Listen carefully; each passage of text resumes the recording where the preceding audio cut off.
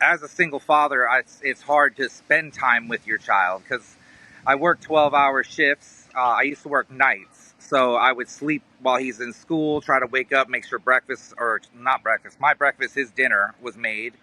Then I would have to jet. I used to work 2 hours away.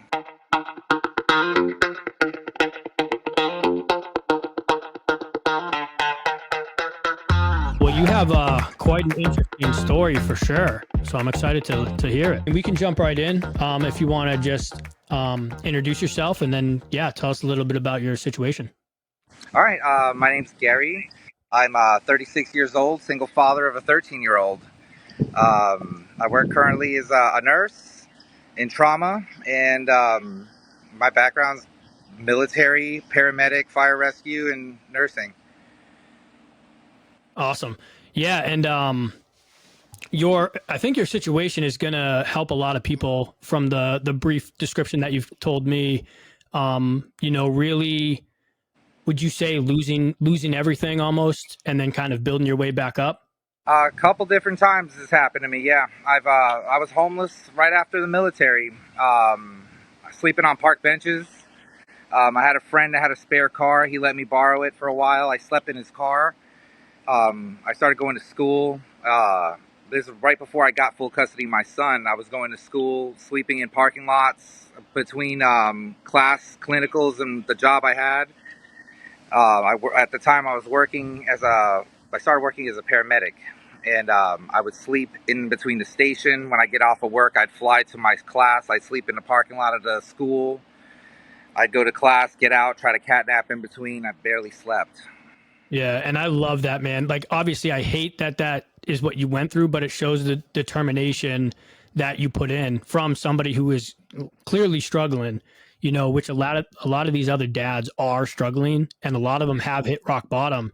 But your story hopefully will lift them up and be like, if I just work at it and be determined, I can get out of this situation. So Yeah, I mean, hell, I just started rebuilding again. Actually, I just moved to St. Petersburg. I'm about an hour and a half away from where we were living.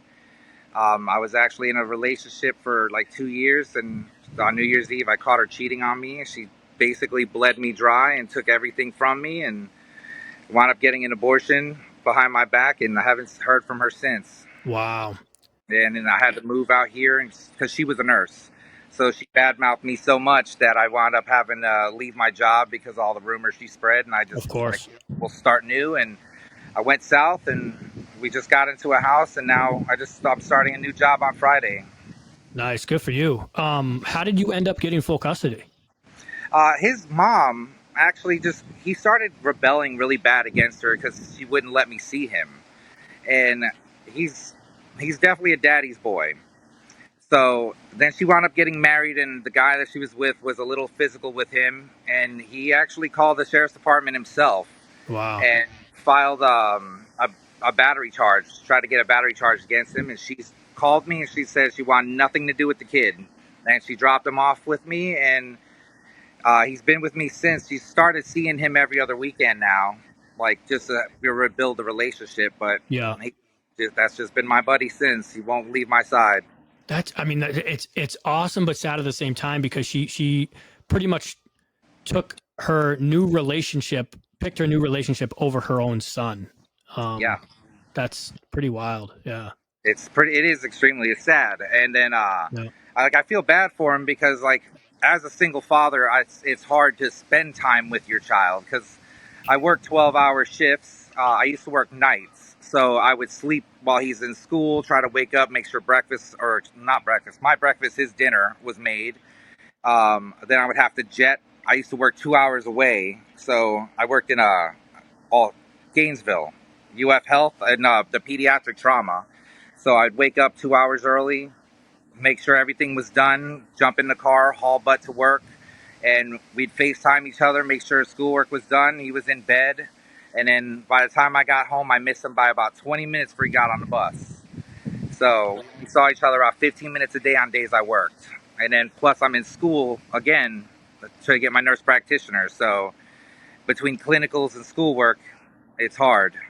Yeah. It's and for him, he's going to be much more mature for his age because he's had to kind of get himself ready, get himself on the bus, you know, do those kind of things. So his maturity level, I bet, will be good.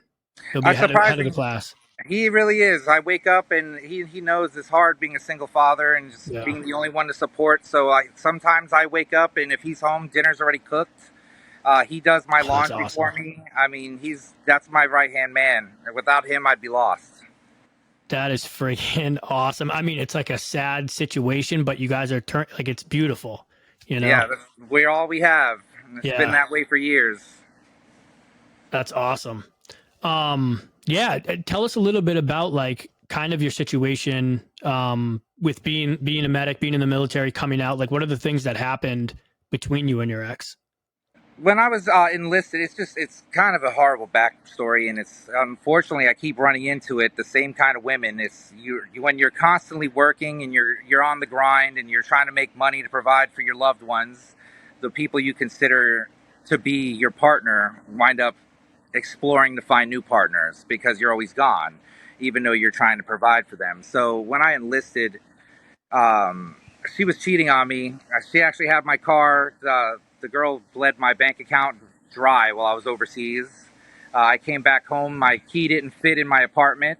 I go to the the office, and they're like, "You haven't lived here for about 8 months." And I found out that she bled my bank account dry and bought a ring, a bridal dress, and a venue, and got married all on my dime. Wow. Yeah, took basically everything from me. Paid her car off. I came home to no car, no house, no girl, nothing. And when you're overseas, it's not like you can just, you know, jump on social media or jump on calls and talk to her. There's very Right. limited contact. Yeah. So I would send letters home, but like where I was stationed, we weren't getting quite a bit of letters. They were shooting down the planes and blowing up our trucks that were bringing letters to us. That was part of their engagement. They knew if we weren't getting letters from home, we were discouraged, we're not motivated, and it was just heartbreaking. So I remember it was just many months of not really hearing anything from anybody. And then Wow. when I finally did, I redeployed. And I sent her a letter, and she sent me a picture, and it was of her with somebody else, and she said, "Don't ever come home. You're not wanted."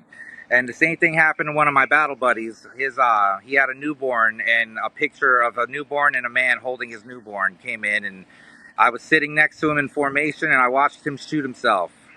That's Took his life yeah. right in the formation over that. That's unreal. So did you have to deal with any like court situations or anything, or did you guys kind of just figure it out yourself? for my son, we actually figured out ourselves. She at first she tried to put me through the ringer for child support, and then she realized that I was paying more money than she could have got for child support. Oh, So she on just your own, yeah. yeah. Yeah, So she squashed the child support, and then she made it so I was able to see him every other weekend. And then he, like I said, he just flipped the script on her. He didn't want anything to do with her, and or her husband. So we wound up. She called me after he did that, and she's like, "I don't want him anymore." She just dropped him off. It was like 7 o'clock at night. Dropped a bunch of garbage bags with his clothes and some toys, and it was him. that's crazy. I mean, I can't explain enough. Like, good for you, man, for really stepping it up and taking care of him. And he's, you know, taking care of you now. So, I mean, that's such a beautiful Yeah. thing. I mean, at the time when she dropped him off, I lived in a one bed, one bath, and Yeah, I was sleeping on the couch. I gave him the living room, but we had a closed in lanai that me and another single father friend of mine drywalled it off and everything and turned it to a bedroom, and that's where me and him stood for the past 7.5 years. wow. That's So we made if you had do. like, yeah, if you had some advice for other dads out there, what would it be? Never give up, and always chase not only your dream but chase your child's dream, because if you can't find happiness, you can't be a happy dad for your child. And always chase your career, because money definitely makes a big difference.